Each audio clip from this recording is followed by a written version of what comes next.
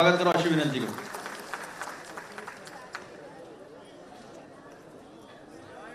आज भारतरत्न राजीवजींच्या जन्मदिनाच्या निमित्तानं 57वा दिवस आहे आणि या 57व्या दिवसाच्या निमित्तानं आपल्यामध्ये उपस्थित असलेले भारतीय राष्ट्रीय काँग्रेस पक्षाचे अध्यक्ष आदरणीय मल्लिकार्जुन खरगे साहेब, आपल्यात उपस्थित असलेले आदरणीय शरदचंद्रजी पवार साहेब, आपल्याला आता मार्गदर्शन करून माननीय उद्धवजी सुद्धा गेले आहेत।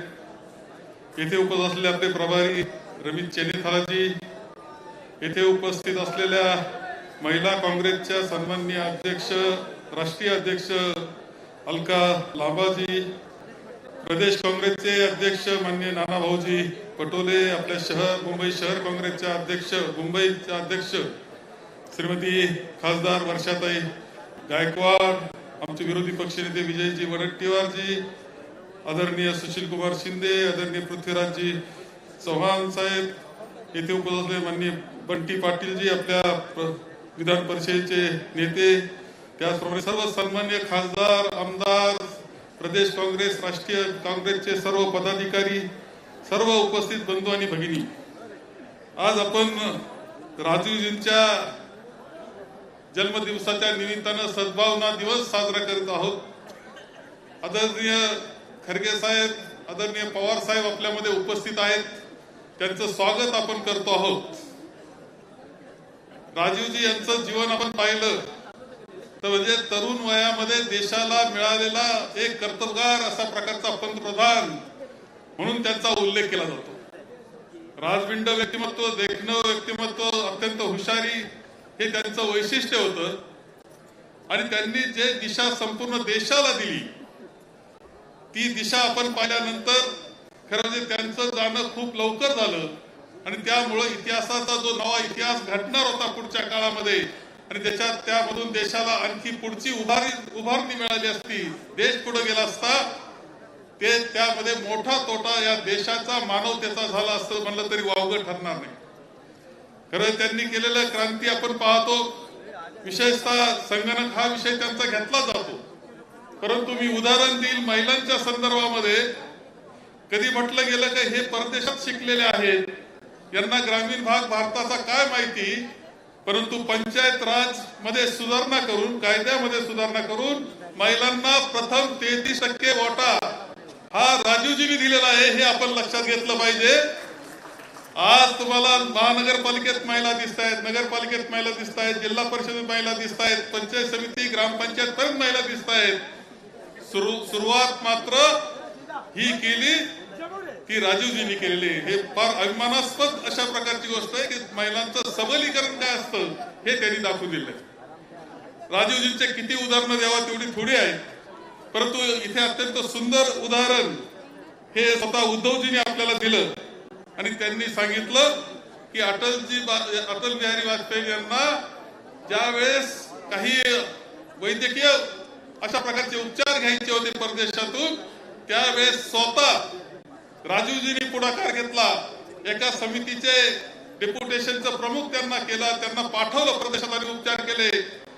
ही भावना त्यावेळी त्यांच्यामध्ये असलेली सद्भावना जी आहे राजीवजींच्या मनामध्ये ती आपल्याला दिसते।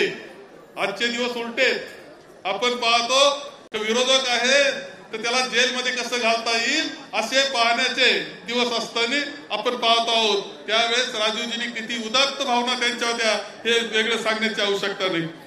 खरं म्हणजे एक उदाहरण आणखी एक दिसतं की त्यांच्यावर आरोप झाले, खोटे आरोप करण्यात आले, त्यावेळेस त्यांचं सरकार गेलं, त्यांचं पंतप्रधान पद गेलं, व्हीपी सिंग पंतप्रधान झाले, त्यावेळेस त्या शपथविधीला स्वतः उपस्थित राहिले आहेत राजीव गांधी।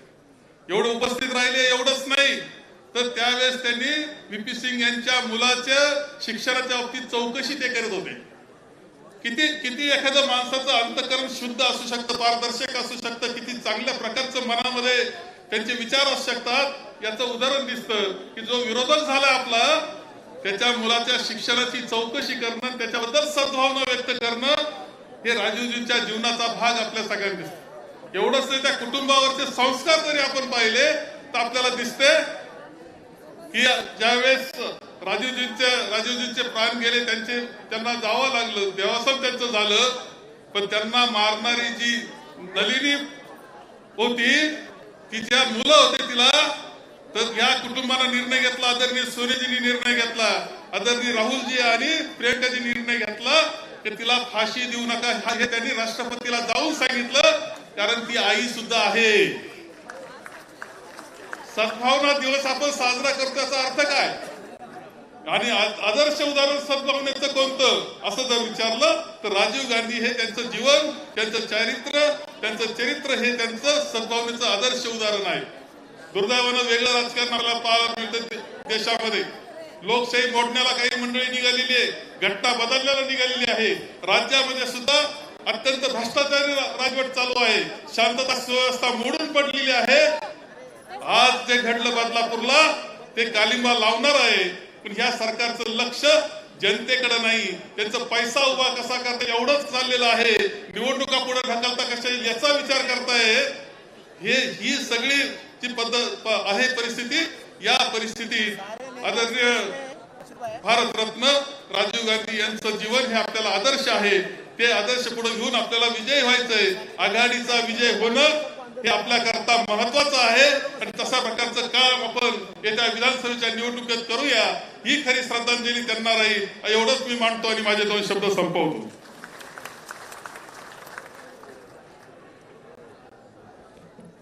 धन्यवाद थोरात साहेब.